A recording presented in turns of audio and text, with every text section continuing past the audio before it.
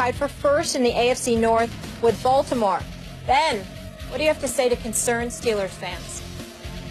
I couldn't do the Aaron Rodgers relax, but I'm just going to say it's halftime.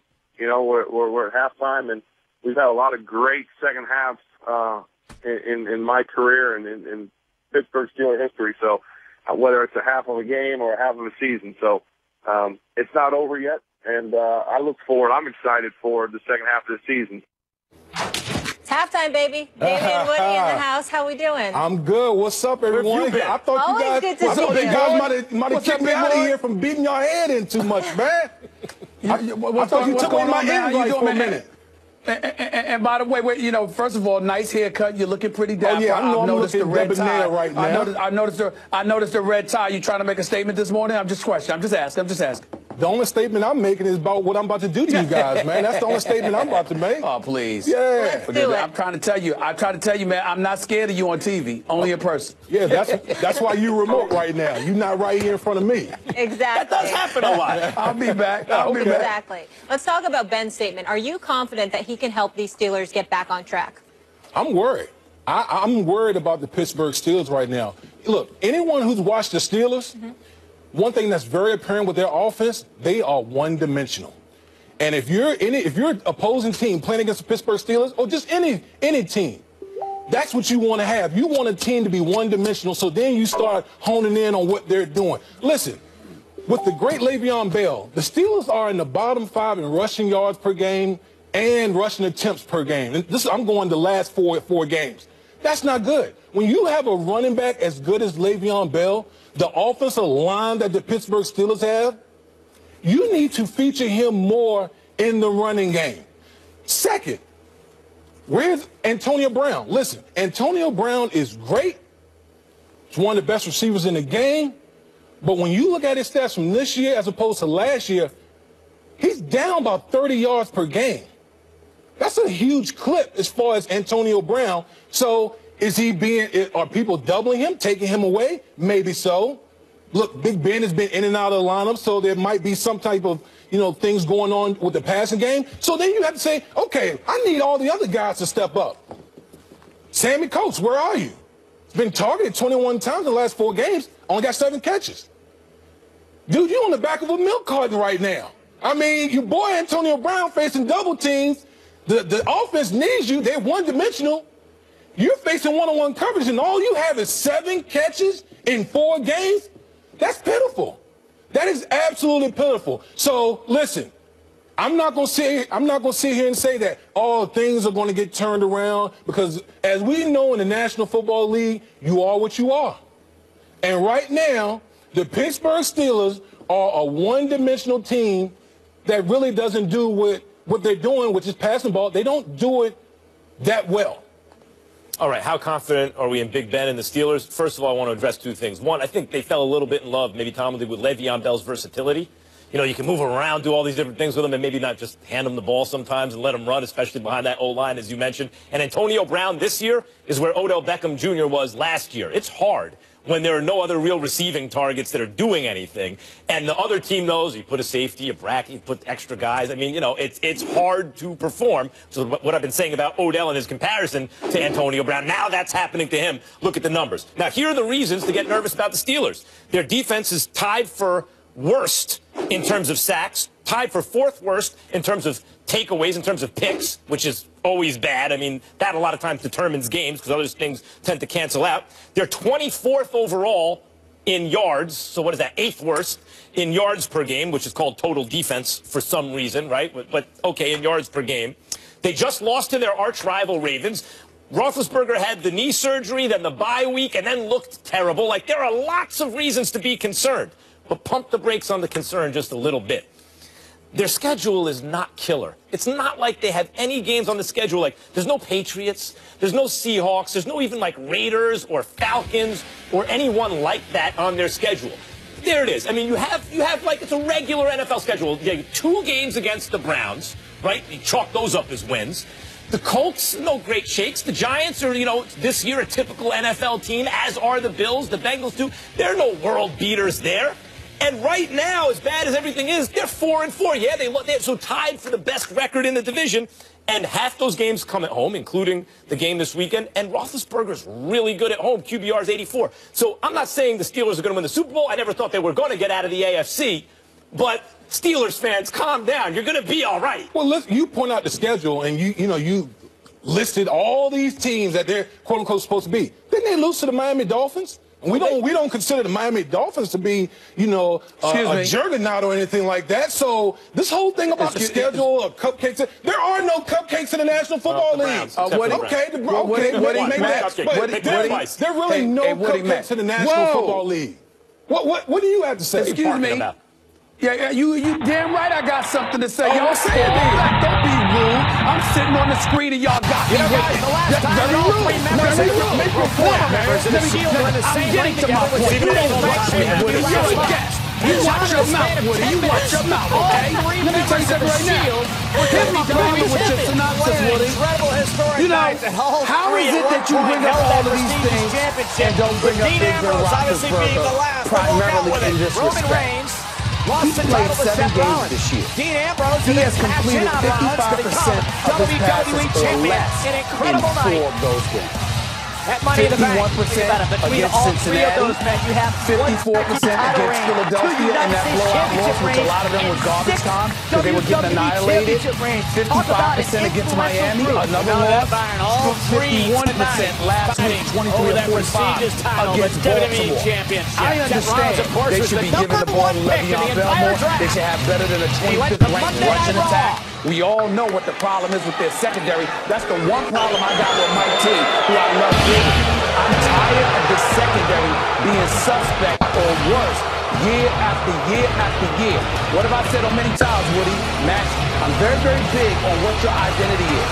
Mike T was on the defensive side of the ball, but as a coordinator before he became a head coach. So I expect your defense to be up to snuff. And we all know that ain't the case with the Pittsburgh Steelers, which is a huge, huge problem. So when I look at it from that perspective, that's something that has to be fixed between him and Keith Butler, the defensive coordinator. And I understand that. But speaking offensively, Ben Roethlisberger has not been on target. Ben Roethlisberger has been off for a vast majority of the season. Ben Roethlisberger, a future Hall of Famer, a great player, somebody I love.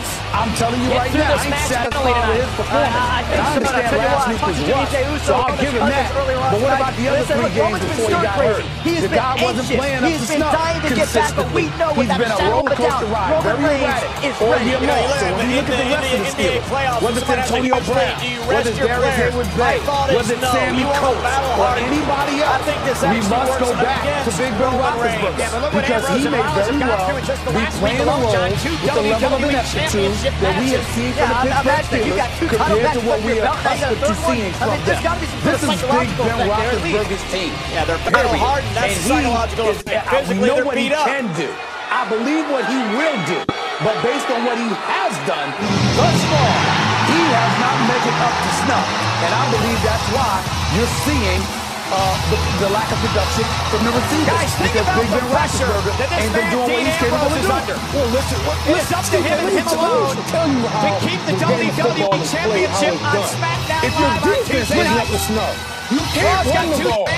Reigns or You Rollins. are just a Ambrose has got the one-dimensional weight of puppet. the entire locker room on These his shoulders. defensive coordinators are Ambrose has stupid. been They're fighting going to against the key social on media, on the fighting things against the that world, you have to do and fighting take them away. against Swiss Sonic And Quest, granted, against Big Ben windmills and the Roethlisberger Shield and is. everybody else. He's If anybody can do it, so it's much. Ambrose. I And just hope I'm he not gets a exalting makeover him from how before he's SmackDown playing this Live year starts on because Tuesday. it's obviously not up to the standard that he's been playing for years. But it doesn't matter if you're Big Ben, if you're Tom Brady, it doesn't matter. If you have elements on your team, or players on your team that's not contributing, that's not playing up to the level that they're supposed to. How do you expect one person to carry the whole team? And it is for the WWE Championship. Introducing the challengers. First, from Davenport, Iowa, weighing 217 pounds, Seth Rollins. I'm not challenging that notion, and I certainly will defer to your football knowledge ahead of mine. I'm not questioning Next, from Pensacola, Florida, weighing 265 pounds. And I was just exclusively on the offensive side of what You did say you may have been a similar company. You said defense. You said defense. Yeah, you did say no defense. You did say you can't run the ball. Okay, well, maybe that. Yeah, okay, that's what you said. And from Cincinnati, Ohio, weighing 225 pounds, he's the WWE Champion, If you can't get off the field on defense and you Okay, don't ladies and run the gentlemen, settle in, football, but do so on the edge of your seat because we've got triple threat matches tonight. First man can't pinpoint submission. We'll win the WWE Championship. There are no disqualifications. There are no countouts. The champion is Ambrose representing SmackDown. The challengers represent Monday Night Raw. Roman Reigns and Seth Rollins. There are 15,109 WWE fans on their pivot tonight in our nation's capital. This is our main event. A main event that will change the future direction of both Raw and SmackDown. And it gets underway right now. Five of the league in rushing the ball and rushing attempts. They're not even trying to rush the ball. And here we go. Three former brothers, three former best friends. Hashtag WWE Championship. I got that. But my problem with what you're saying, Damien, is this. Even if they're throwing the football too much, and I can agree with you that they need to run the ball more, particularly when you got Roman Reigns Williams down there. My flip side to this, Damien, is these men this. first came here to WWE, they all vowed to make it to the top. How ironic is it now that one of these men will lead a new era here in WWE, whether it's on Raw or SmackDown Live? Check this out. Big Ben Roethlisberger's numbers should look better than what they look like. Both of you guys. To me, it looks like Roethlisberger after the knee is different. It looks Shoulder like tackle drives Rollins out of the ring. Like he's not the same guy. Like he's Roman too Reigns hurt to be out there playing. And in pursuit. Ambrose sends Rollins right back out to Roman. How much is the injury right now between Reigns and Ambrose affecting his play? Estefan still problems. Yeah, tonight it's about the championship. Think about all the comments Rollins has been making about Reigns, calling him a joke, saying that he's lost his edge. He holds the belt. Rollins done over the top rope, and now Dean Ambrose from behind. Look at the top. Roman Reigns has taken almost ended this one quickly. Taking all these hits.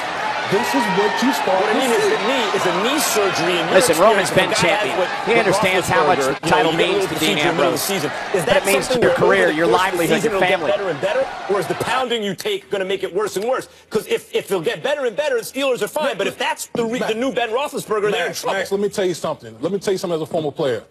The best day you feel is the day you report the training camp. And then worse and worse every week. And it's worse and worse. So he's not going to get better. He's only going to get worse. This is all about pain tolerance and just managing, and the coach is doing that. I will say this.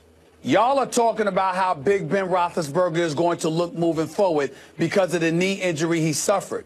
The point I'm making is before the knee suffered, he was inconsistent, which is why I'm concerned. If it was just the knee, then I would say, okay, he's got the experience. Last week was a rough patch, but that's probably why he came back a little early, get that rust out the way so he could be ready to go from here on out. We'll see. But I've seen inconsistency from him since the Monday night win over Washington. That's my issue with Big Ben Roethlisberger right now. That's why I believe there's a reason for concern, because what I've been seeing from him this year hasn't been the model of consistency. And don't tell me Antonio Brown and Sammy Coates and these boys are getting open, aren't getting open. They've been open. Ben Roethlisberger has been missing them. Not at home. At home, he's much better than on the road this year. For whatever reasons, he has his QBR is sky high at home, and they got a home game coming up. So, Well, they've already had 4 road games, so I don't want to hear that. They're going to wind up with 8 road games. Bottom line, one of them against the Browns. Bottom line, you can't run the ball. I don't care who you have at quarterback, and your defense doesn't play ball. It's very hard to do anything at the quarterback position. Who are you really worried about? Hold on. You know enough about football, Damien, where I know I'm going old school here, but Dan Marino didn't have a running game. Dan Fouts didn't have a running game. There's been plenty of people in the past. Big Ben Roethlisberger at times didn't have an elite running game, but he still looked big time. You don't have to have a running game to be a quarterback if you have the requisite receivers to be big time. I have another question. You don't have to have a running game to show big time. Who are you guys really worried about in the AFC North? I'm not saying the Steelers definitely got this locked up.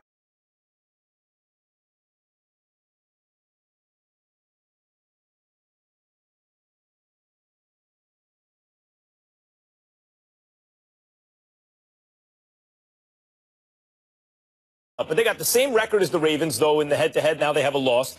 The Ravens, the Bengals, certainly not the Browns. Like, there's no killer team in the division right now that they really have to sweat. So they can kind of chug along, treading vision. Well, we can do better. But that's not the. In football, it doesn't work that way. Yeah, you can be great, but if other guys aren't being great, then it's not going to make you look great. That's how the game of football is. All right. I was Speaking talking of great, collectively as a team to address Mac's point. No. Listen up. I got it. I didn't think that we're going to be great this year. Damian, you're not going anywhere. And speaking of great, the Cowboys have been exceptional. Why he ain't going nowhere? They come to town because he needs to get into this next topic as well. When they host the Cowboys, now Tony Romo also trying to come back, and the whole team has been praising Romo. How should Dak feel about this?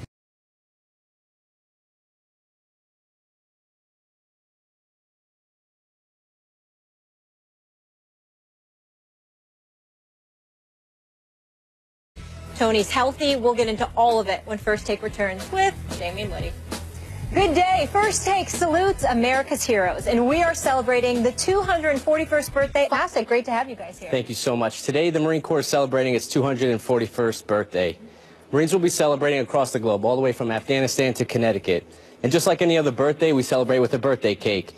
And the cake symbolizes a lot of things, but what we're going to do now is it's going to symbolize passing the tradition down from the oldest Marine in the room, who's Sergeant Major Rowe, down to the youngest Marine in the room, who's Sergeant Sanchez. So what we're going to do is we're going to cut a piece of cake here and pass that along. Here you go, Sergeant Major. Looks good.